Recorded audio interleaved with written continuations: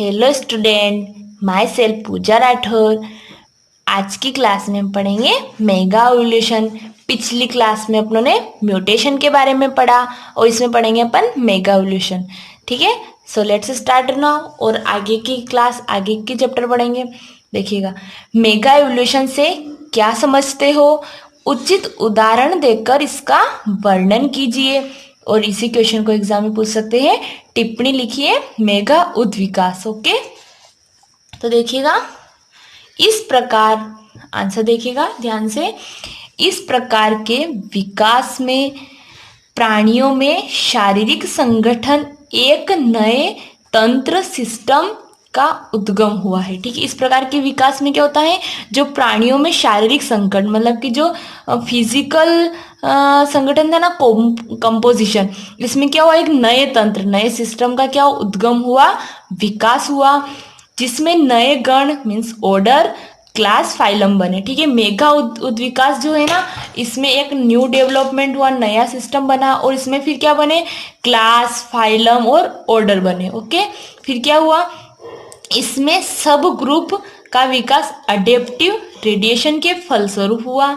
फिर क्या हुआ, विभिन्न फॉसिल्स के अध्ययन से यह स्पष्ट है। विभिन्न जो फॉसिल्स थे ना, उसका अध्ययन किया, उससे फिर क्या हुआ कि जो उसकी स्टडी करी तो उससे स्पष्ट हुआ, हो जाता है कि कशेरुकी जंतुओं वर्टिब्रेट में ने विकास क्रिया में नवीन इन्वायरमेंट में प्रविष्ट होकर क्या किया, उसी के अनुरूप अपने में अनुकूलित किया। ठीक है, क्या हुआ कि जो स्टडी करी इन्होंने फॉसिल्स की, उसमें क्या बताया गया कि जो वर्टिब्रेट थे ना, उन्होंने नवीन जो नया इन्वायरमेंट था उसमें उन्होंने इंटर किया और अपने आप को क्या किया, इन्होंने अनुकूलित कर लिया। ओके, फिर क्या हुआ, अतः विभिन्न प्रकार के जंतुओं में विभिन्न प्रकार के रूपांतरण पाए जाते हैं। फिर क्या हुआ कि जो विभिन्न प्रकार के जो जंतु थे ना, उनमें विभिन्न प्रकार के रूपांतरण पाए जाते हैं, जिनके द्वारा ये जंतु नए वातावरण में अपने को जीवित रह सकते हैं। ठीक है, विभिन्न प्रकार के जो जंतु है ना, उनमें विभिन्न प्रकार के रूपांतरण, मॉडिफिकेशन पाए गए और फिर उनके द्वारा क्या हुआ, वो जो जंतु थे ना, वो उनको अपने आप को उस वातावरण में जीवित कर रख सके और उन्होंने बहुत सारे अपने आप में अनुकूलन किए, एडेप्टेशन किए। तो देखो, अपन इसको देखते हैं उदाहरण के थ्रू। ठीक है, तो इसका उदाहरण देखिए, इसके उदाहरण निम्न प्रकार है। ठीक है, देखिएगा, evolution of reptiles from amphibians. सबसे पहले जो इवोल्यूशन हुआ वो काय में हुआ, रेप्टाइल्स और एम्फीबियंस में हुआ। तो अपन देखते हैं किस प्रकार से इनके एग्जाम्पल दे रखे, किस प्रकार से इनमें एवोल्यूशन हुआ। तो देखो, यह प्रमाणित हो चुका है कि एम्फीबियंस रेप्टाइल के पूर्वज है। जो एम्फीबियंस है वो किसके पूर्वज है, वो रेप्टाइल के पूर्वज हैं। और उभयचरी जंतुओं में निम्नलिखित परिवर्तन के फलस्वरूप सरीसृपों का विकास हुआ। किसका विकास हुआ, सरीसृपों का विकास हुआ। देखिए, एक्सोस्केलेटन पर स्केल्स का विकसित होना। ठीक है, जो एक्सोस्केलेटन था ना, उस पर काय का हुआ, स्केल्स का विकसित होना, एक्सोस्केलेटन। फिर क्या हुआ, एग का आकार में बड़ा व झिल्लीदार होना। जो एग का जो आकार थे ना, वो बड़ा वो क्या हुआ, झिल्लीदार होना। फिर क्या हुआ, evolution of bird from reptiles. Okay, फिर क्या हुआ, यह प्रमाणित हो चुका है कि पक्षियों का विकास प्राचीन सरीसृपों से हुआ। ठीक है ना। फिर बर्ड और अपन रेप्टाइल्स का एवोल्यूशन को देख रहे हैं, तो फिर इसमें प्रमाणित हो चुका है कि जो पक्षियों का जो विकास हुआ ना, वो कैसे हुआ, सरीसृपों से हुआ। ठीक है, इसी प्रकार एक विलुप्त एक्सिंक्ट पक्षी, एक जो विलुप्त पक्षी कौन है, आर्कियोप्टेरिक्स सरीसृप, रेप्टाइल्स से एविस का विकास का प्रमाण देता है। जो सरीसृप एक है ना, कौन, आर्कियोप्टेरिक्स। तो वो जो रेप्टाइल्स के एविस से विकास का मतलब कि पक्षियों का विकास का जो सरीसृपों से हुआ, इसका जो एग्जाम्पल जो मतलब वो प्रमाण देता है ना, कौन देता है, आर्कियोप्टेरिक्स सरीसृप। रेप्टाइल से एविस के विकास का क्या देता है, प्रमाण देता है। देखिएगा, आगे देखिएगा, सन 1861 में जर्मनी के वैज्ञानिक, 1861 में जर्मनी के वैज्ञानिकों ने एंड्रियस वेगनर ने आर्कियोप्टेरिक्स के फॉसिल्स का अध्ययन किया। ठीक है, कई का अध्ययन किया? आर्कियोप्टेरिक्स के फॉसिल्स का अध्ययन किया। वह सबसे पहला विलुप्त पक्षी था। कौन था? आर्कियोप्टेरिक्स सबसे पहला विलुप्त पक्षी था जिसमें कुछ गुण रेप्टाइल्स के तथा कुछ गुण पक्षी वर्ग के विद्यमान थे। कुछ गुण तो इसमें रेप्टाइल्स के थे और कुछ गुण के थे? पक्षी वर्ग के थे। ठीक है, इसीलिए आर्कियोप्टेरिक्स को दोनों वर्गों के बीच की कड़ी माना जाता है। ठीक है, जो आर्कियोप्टेरिक्स था उसको दोनों वर्गों के बीच की क्या माना जाता है? कड़ी माना जाता है। इसके महत्वपूर्ण लक्षण निम्न प्रकार थे। ठीक है, इसके महत्वपूर्ण लक्षण कितने प्रकार के? निम्न प्रकार के। तो देखिएगा, रेप्टाइल्स कैरेक्टर, सबसे पहले अपन का देखेंगे, अपन रेप्टेलियन के कैरेक्टर को देखते हैं। तो इसका क है, इसके जॉस में दांत थे। ठीक है, ठीक है, इसके जांच में क्या थे? जांच में दांत थे, पूंछ लंबी थी। ग में क्या है? नेक्स्ट वाला, अगले टांगों की उंगलियों में पंजे प्रधान थे। अगले टांगों की जो उंगलियां थी ना, उनमें पंजे प्रधान थे। वायुकोश रहित हड्डियां थी। नेक्स्ट में क्या थी? वायुकोश रहित हड्डियां थी। ओके, इसके बाद अपन देखते हैं एवियन कैरेक्टर। अब एवियन कैरेक्टर में क्या होता है? शरीर पर पंखों का फेदर का होना। ठीक है, शरीर पर पंखों फेदर्स का होना। नेक्स्ट है अगली का पंखों में, अगली टांगों में पंखों में परिवर्तन होना। जो अगली जो टांगे थी ना, वो पंखों में परिवर्तित हो गई। पिछली टांगों से पक्षियों के समान चलते थे। जो पिछली टांगों से जो पक्षी चलते हैं ना, वैसे चलते थे। कौन? एवियन। ओके, और नेक्स्ट है जबड़े आगे बढ़कर चोंच के समान थे। ठीक है ना, जबड़े जो थे ना, आगे बढ़कर चोंच का रूपांतरण हो गए थे, के समान थे। नेक्स्ट आता है आर्कियोप्टेरिक्स विकास का एक संयोजक जंतुओं का स्पष्ट प्रमाण है। जो आर्कियोप्टेरिक्स था ना, उसके विकास का एक संयोजक एनिमल्स का स्पष्ट प्रमाण है, अतः अत्यधिक महत्वपूर्ण जंतु था। ओके, नेक्स्ट आता है evolution of mammals from reptiles. ठीक है, इसके बाद काय का एवोल्यूशन पढ़ रहे अपन? स्तनधारी और रेप्टेलिया का। ठीक है, तो देखिएगा, कशेरुकी प्राणियों में कुछ ऐसे जंतु मिलते हैं जिनमें कुछ लक्षण एक वर्ग के तथा कुछ लक्षण दूसरे वर्ग के जंतुओं से मिलते हैं। ठीक है, जो कशेरुकी प्राणी में कुछ ऐसे जंतु मिलते हैं जिनमें कुछ लक्षण एक वर्ग के तथा कुछ लक्षण दूसरे वर्ग के जंतुओं से मिलते हैं। इसका एग्जाम्पल देखिएगा, स्तनधारी वर्ग के प्रोटोप्थेरिया। ठीक है, स्तनधारी वर्ग के जो प्रोटोप्थेरिया है ना, प्रोटोप्थेरिया समूह के जंतु एकाइडेना के शरीर पर बाल होते हैं तथा मादा जंतु अपने बच्चे को दूध पिलाती है। यह लक्षण स्तनधारी वर्ग के समान होते हैं। ओके, जो ये लक्षण है ना, ये स्तनधारी वर्ग के समान है। ठीक है, और फिर एकिडीना जो है ना, रेप्टाइल्स के भांति अंडे देता है तथा क्लोएका पाई जाती है। ठीक है, अपनों ने इवोल्यूशन ऑफ मैमल्स फ्रॉम का पढ़ा? रेप्टाइल्स का। ठीक है, और इस प्रकार से अपना जो क्वेश्चन था, क्या क्वेश्चन था कि मेगा एवोल्यूशन से क्या समझते हैं, इसको एग्जाम्पल देकर समझाइए, वर्णन कीजिए, और मेगा उत्विकास को अपनों ने पढ़ा। ओके, इसके बाद अपन देखते हैं नेक्स्ट वाला चैप्टर। नेक्स्ट चैप्टर आता है अपना एडेप्टेशन एंड मिमिक्री। ओके, क्या आता है? Adaptation and mimicry. तो इस चैप्टर का फर्स्ट क्वेश्चन आता है, अनुकूलन पर एक निबंध लिखिए। काय पे? अनुकूलन पर अपने को एक निबंध लिखना है। ठीक है, इसी क्वेश्चन को एग्जाम में पूछ सकते हैं, अथवा में कभी ऐसे तो कभी ऐसे पूछ सकते हैं कि अनुकूलन से आप क्या समझते हैं। विभिन्न प्रकार के अनुकूलन पर संक्षेप निबंध लिखिए। तो देखिएगा, आंसर देखना, व्हाट इज एडेप्टेशन।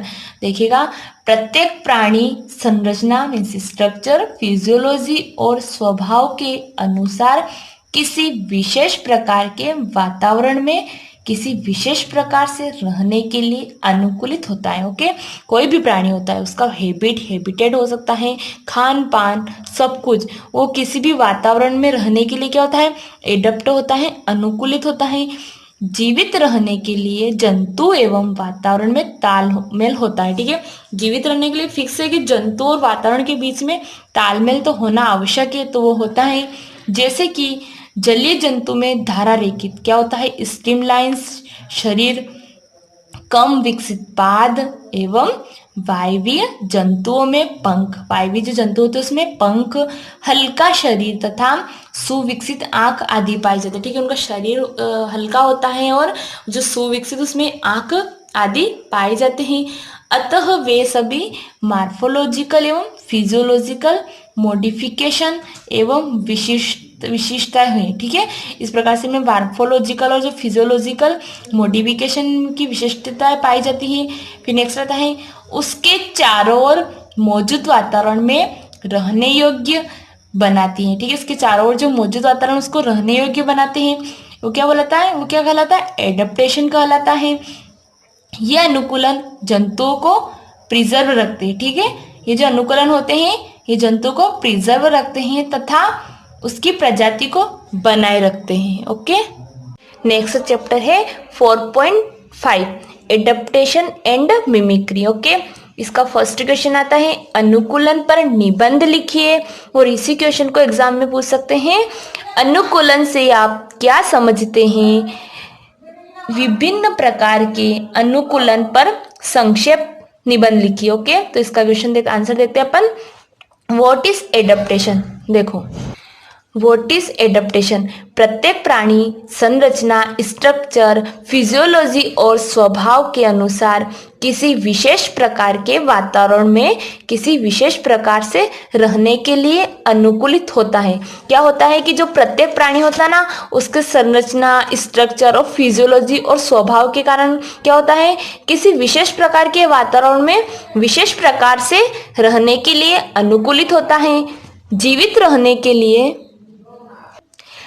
रहने के लिए जंतु एवं वातावरण में तालमेल होता है। ओके, उनके जीवित रहने के लिए फिक्स है कि जंतु और वातावरण के बीच में तालमेल होना चाहिए। जैसे कि जलीय जंतुओं में धारा रेखित स्ट्रीमलाइंस शरीर, कम विकसित पाद एवं वायवीय जंतु क्या होता है, जो वायवीय जंतुओं में पंख, हल्का शरीर, सुविकसित आंख आदि पाए जाते हैं। क्या होता है कि जीवित रहने के लिए जंतु में वातावरण में तालमेल होना आवश्यक होता है, जिसके कारण क्या होता है, जलीय जंतु में धारा रेखित मतलब कि स्ट्रीमलाइन शरीर, कम विकसित पाद एवं वायवीय जंतुओं में पंख, हल्का शरीर तथा सुविकसित आंख आदि पाए जाते हैं।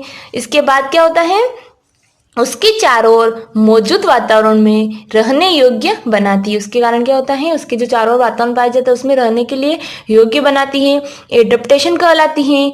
ये अनुकूलन जंतुओं को प्रिजर्व रखते हैं तथा उसकी प्रजाति को बनाए रखते हैं। नेक्स्ट आता है काइंड्स ऑफ एडेप्टेशन। अब देखते हैं अपन काइंड्स ऑफ एडेप्टेशन। तो इसमें क्या होता है, अनुकूलनों को निम्न 4 प्रकार में विभक्त किया गया है। जो अनुकूलन होते हैं ना, उनको 4 प्रकार से डिवाइड किया गया है। तो उसका जो फर्स्ट पार्ट आता है स्ट्रक्चरल एडेप्टेशन, इसमें आता है इसके अंतर्गत निम्न अनुकूलन आते हैं। कौन कौन से आते हैं? फर्स्ट होता है क्रॉसोरियल एडेप्टेशन, इसमें आता है ये वे अनुकूलन हैं जंतुओं को भूमि पर फुर्ती से दौड़ने योग्य बनाते हैं। ये इस प्रकार के अनुकूलन होते हैं जो एनिमल होते हैं ना, उसको भूमि पर फुर्ती से मतलब फटाफट दौड़ने के लिए योग्य बनाते हैं। इसके एग्जाम्पल देखते हैं, जैसे पादों की हड्डियों का लंबा। ठीक है, पादों की जो हड्डी बोन्स होती है वो लंबी होती है। उंगलियों की संख्या कम होना, इसकी जो उंगलियों की जो संख्या होती है ना वो कम होती है। इसका एग्जाम्पल देखिएगा, हिरन, कंगारू, शुतुरमुर्ग। ओके, अब नेक्स्ट आता है फोसोरियल एडेप्टेशन। फोसोरियल एडेप्टेशन में क्या होता है, ये वे अनुकूलन है जो जंतुओं को भूमि के बिल, बोरों तथा केव में रहने योग्य बनाते हैं। ठीक है, ये वे अनुकूलन होते हैं जो जंतु होते हैं, एनिमल्स होते हैं, उनको भूमि के बिल जो बोरो होते हैं ना उसमें रहने के योग्य बनाते हैं। जैसे शरीर पतला, लंबा एवं रंजकहीन होना। ठीक है, इनका जो शरीर होती है, बॉडी होता है, वो पतला होता है, लंबा होता है और रंजकहीन होना। एंटीन्यूल लंबा होना। आंखें छोटी या कार्यहीन, इसकी जो आइस होती है वो छोटी होती है और कार्यहीन होती है। ओके, नेक्स्ट आता है स्पर्श शक्ति एवं सुनने की क्षमता अधिक होना। इनकी जो पावर होती है वो स्पर्श होती है और जो सुनने की जो एबिलिटी होती है वो ज्यादा होती है। ओके, नेक्स्ट आता है सेंसोरियल एडेप्टेशन। अब ये क्या होता है देखिएगा, एर्बोरियल एडेप्टेशन। ये वे अनुकूलन हैं जो जंतुओं को किसी आधार पर चढ़ने के योग्य बनाते हैं। ठीक है, जो एरोबोरियल एडेप्टेशन होते हैं ना, ये वे अनुकूलन होते हैं, ये वो एडेप्टेशन होते हैं जो जंतुओं, जो एनिमल्स को किसी भी बेस पर चढ़ने के योग्य बनाते हैं। जैसे जंतुओं की श्रोणि मेखला का भली भांति विकसित होना, जंतुओं की जो श्रोणि मेखला होती है ना, उसका भली भांति विकसित होना। पादों के निकटस्थ खंडों का लंबा होना, जो पाद के जो निकटस्थ खंड होते हैं वो क्या होते हैं, लंबाई में अधिक होते हैं, लंबे होते हैं। पैर होना, भली भांति विकसित होना, जो पैर होते हैं ना वो भली भांति विकसित होते हैं। उंगलियों के सिरों अथवा तलवों में एडेसिव पैड होना। ठीक है, नेक्स्ट आता है द प्रीहंसल पूंछ होना। इसका एग्जाम्पल देखते हैं अपन, छिपकलियाँ, हाइला, बंदर, एपिस आदि। ओके, नेक्स्ट आता है एक्वाटिक एडेप्टेशन। एक्वाटिक एडेप्टेशन क्या होता है, ये वे अनुकूलन हैं जो प्राणी को जल में रहने योग्य बनाते हैं। ये वे एडेप्टेशन होते हैं जो एनिमल्स को जल में रहने के लिए योग्य बनाते हैं। एग्जाम्पल देखिए, शरीर का धारा रेखित होना, इनकी जो बॉडी होती है वो स्ट्रीम लाइन होती है। ठीक है, धारा रेखित होती है। गर्दन छोटी होती, पादों में वेब का पाए जाना, इनके जो पाद होते हैं ना उनमें वेब लाइक स्ट्रक्चर होते हैं, वेब पाए जाते हैं। इसके एग्जाम्पल है मछलियाँ और मेंढक। ओके, नेक्स्ट आता है डिजर्ट एडेप्टेशन। डिजर्ट एडेप्टेशन क्या होता है, ये वे अनुकूलन है जो जंतु को रेगिस्तान में रहने योग्य बनाते हैं। ठीक है, जो डिजर्ट जो एडेप्टेशन होता है वो रेगिस्तान में रहने के योग्य बनाता है, ये बताता है एनिमल्स के लिए।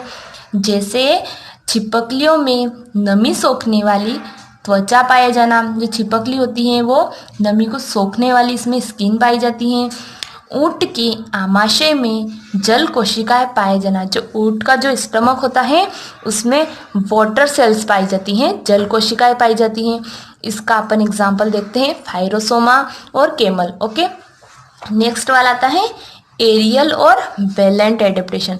तो एरियल और वेलेंट एडेप्टेशन क्या होता है, देखो ये वे अनुकूलन हैं जो जंतु को उड़ने योग्य बनाते हैं। मतलब कि एरियल नाम से स्पष्ट है कि ये हवा में उड़ने योग्य बनाते हैं। जैसे धारा रेखित हल्का शरीर होना, इनकी जो बॉडी होती है वो हल्की होती है और स्ट्रीमलाइन होती है। न्यूमेटिक बोन्स का होना, इसमें कौन सी बोन्स पाई जाती है, इसमें न्यूमेटिक बोन्स पाई जाती है। पंख पाया जाना, मांसपेशियां भली भांति विकसित होना, इसकी जो मांसपेशियां होती हैं वो पूरी तरह से विकसित होती हैं। हड्डियों की संख्या कम होना, ठीक है, क्योंकि जब एरियल हवा में उड़ने के योग्य होते हैं तो इनको जो फिक्स है कि इनकी बोन्स की जो संख्या होगी वो कम होगी। अब अपन इसका एग्जाम्पल देखते हैं, ड्रेको, फेकोफेरोस और बेट इटी से। ओके, नेक्स्ट आता है पैरासिटिक एडेप्टेशन। पैरासिटिक एडेप्टेशन क्या होता है, ये वे अनुकूलन है जो जंतु को किसी पोषक पर परजीवी के रूप में रहने योग्य बनाते हैं। ओके, कौन से एडेप्टेशन है, ये अनुकूलन वो है जो जंतु को किसी पोषक पर परजीवी के रूप में, ओके, परजीवी जो होते हैं ना उसमें रहने योग्य बनाते हैं। जैसे शरीर के विभिन्न तंत्रों का साधारण होना, ठीक है, हो जाना, शरीर के जो विभिन्न सिस्टम होते हैं वो साधारण हो जाते हैं। प्रचलन अंगों का नष्ट हो जाना, ओके, जो प्रचलन के जो लोकोमोशन के जो अंग होते हैं वो क्या होते हैं, वो नष्ट हो जाते हैं। बाह्य जननांगों का अत्यधिक विकसित होना, जो बाह्य जननांग होते हैं ना वो क्या हो जाते हैं, वो अत्यधिक विकसित हो जाते हैं। एग्जाम्पल है टिनिया, फेशियोला और लीच आदि। ओके, नेक्स्ट आता है इकोलॉजिकल एडेप्टेशन। इकोलॉजिकल एडेप्टेशन क्या होता है, ये वे अनुकूलन है जो किसी जंतु को किसी विशेष परिस्थितियों में रहने योग्य बनाते हैं। ओके, ये वे अनुकूलन है जो किसी भी विशेष जो परिस्थिति होती है ना, कोई सी भी स्टेज होती है उसमें रहने के लिए उसको एडप्ट करते हैं। जैसे कौन से है, एनाबस नामक फिश के एसेसरी रेस्पिरेटरी ऑर्गन विकसित कर लेती हैं। जो एनाबस नामक की जो फिश होती है ना वो एसेसरी रेस्पिरेटरी ऑर्गन विकसित कर लेती हैं, जिससे वे कीचड़ युक्त जल एवं भूमि पे भी सांस ले पाती है। ओके, क्या होता है, कीचड़ में भी सांस ले सकती हैं और जो भूमि पर भी सांस ले सकती है। किस वजह से ले सकती है, वो ले सकती हैं एसेसरी रेस्पिरेटरी ऑर्गन के कारण। ओके, फिर क्या होता है, समुद्र सतह पर रहने वाली शार्क में एयर ब्लैडर नहीं पाए जाते। ओके, क्या होता है कि जो समुद्री जो सतह होती है ना, उसमें सांस लेने के लिए एयर ब्लैडर नहीं पाए जाते हैं। एग्जाम्पल है शार्क, एनाबस, इटीसी। ओके, नेक्स्ट आता है फिजियोलॉजिकल एडेप्टेशन। अब फिजियोलॉजिकल एडेप्टेशन क्या होते हैं तो देखिएगा, जंतु अपने प्रतिकूल वातावरण के अनुसार, जो जंतु होते हैं ना, अपने प्रतिकूल वातावरण के अनुसार शरीर की कार्य की फिजियोलॉजी में परिवर्तन कर अपने आप को उस प्रतिकूल वातावरण में रहने योग्य बना लेता है। क्या होता है, जंतु अपने प्रतिकूल वातावरण के अनुसार शरीर की जो फिजियोलॉजी होती है ना, में परिवर्तन कर अपने आप को उस प्रतिकूल वातावरण में रहने योग्य बना लेता है। इन कार्य की परिवर्तन को ही कार्य की अनुकूलन कहते हैं। जैसे प्रोटोजोन्स का 20 डिग्री सेल्सियस से 40 डिग्री सेल्सियस तक जीवित रहना।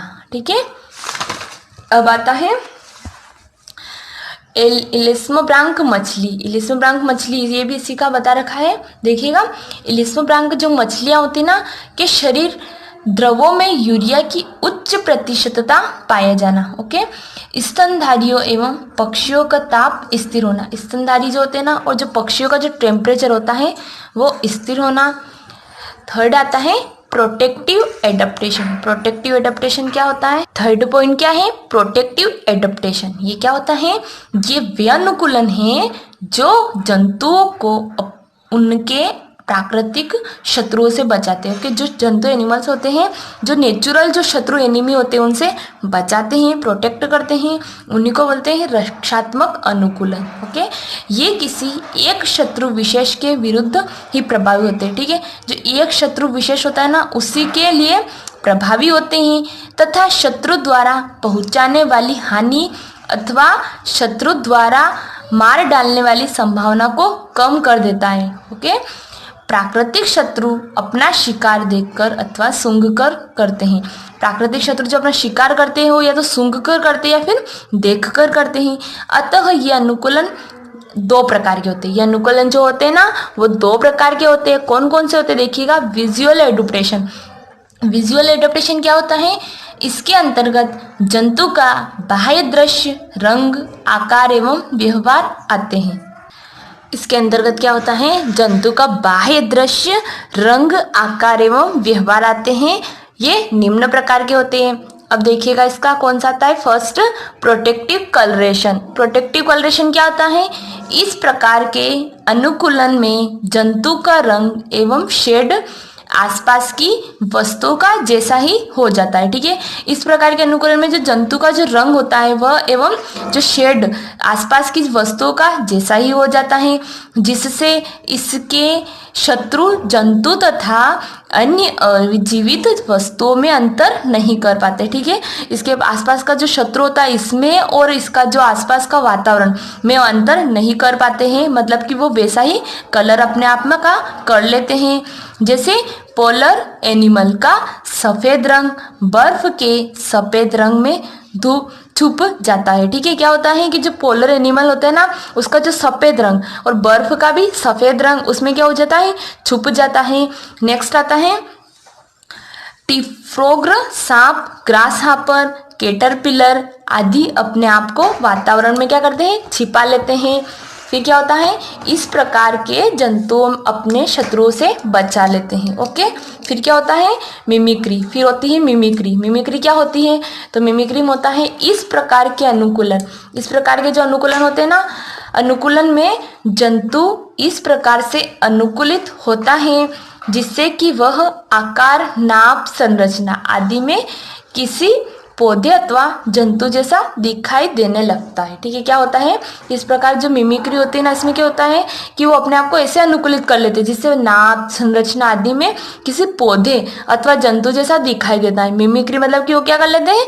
नकल कर लेते हैं किसी अन्य पौधे, जंतु जैसी। ठीक है, जिससे वे जंतु जिससे क्या होता है? जंतु शत्रु से बचा रहता है। जैसे फेलियम एवं कॉर्सियस, इसमें क्या होता है? नामक कीट अपने को क्रमशः पत्तियों तथा टहनी जैसा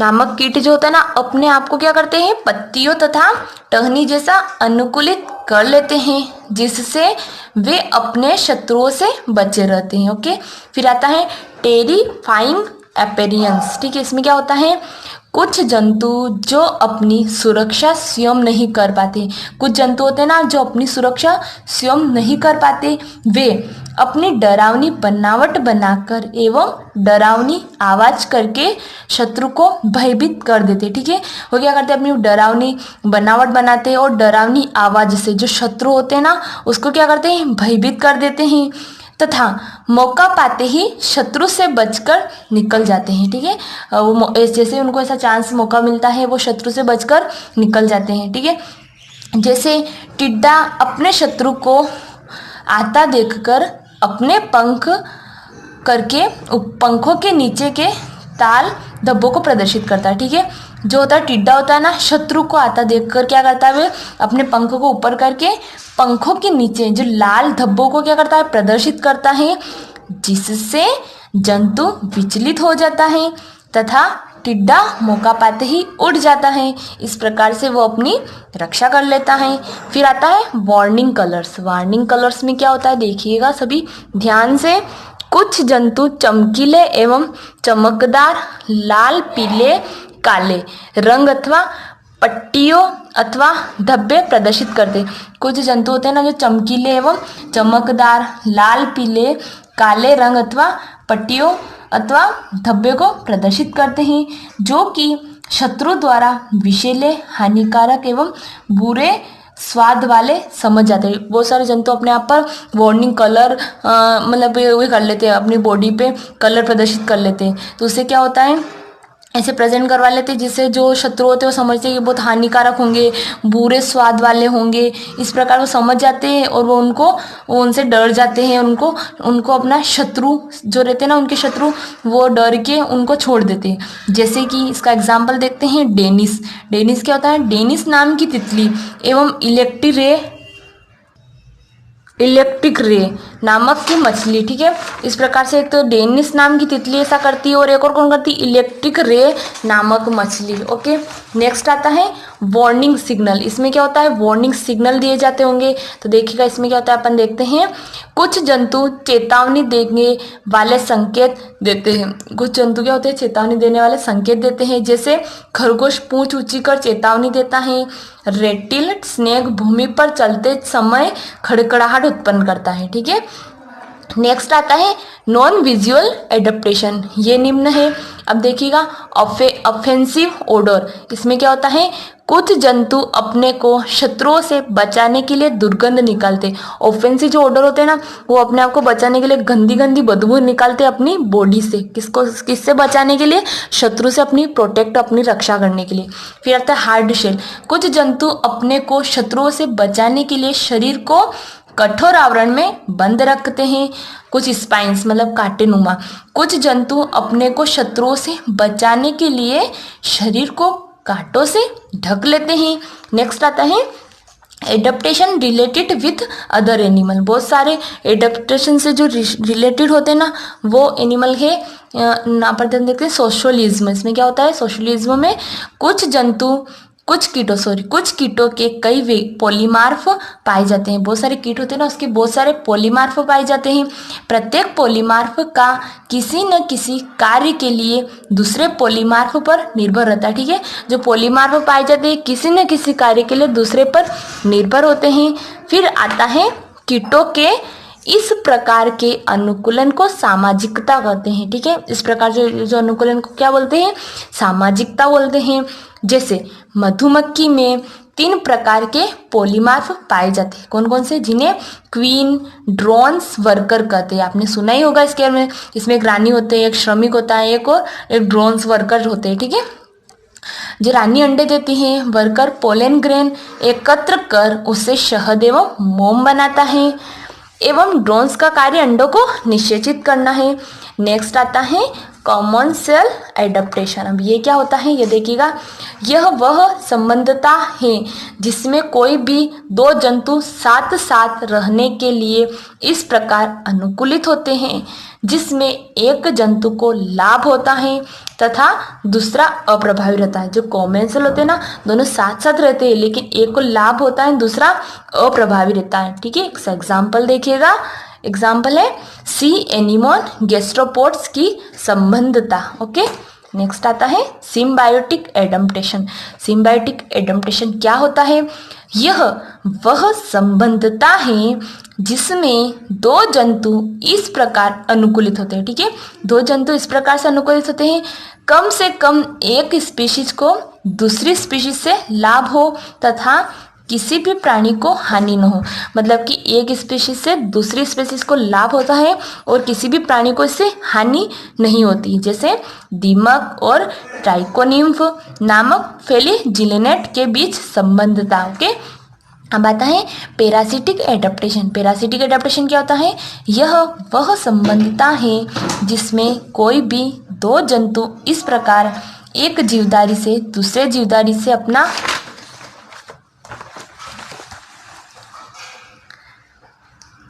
पोषण प्राप्त करता है। पोषण प्राप्त करने वाला जीवधारी प्रायः छोटा एवं कमजोर होता है। ठीक है, एक जीवधारी दूसरे से पोषण प्राप्त करता है, न्यूट्रिशन प्राप्त करता है, और जो पोषण प्राप्त करने वाला जो जीव होता है ना, वो प्रायः छोटा और कमजोर होता है, वीकनेस होती है उसमें, और परजीवी कहलाता है। इसको क्या पैरासिटिक भी बोल सकते हैं, परजीवी कहलाता है।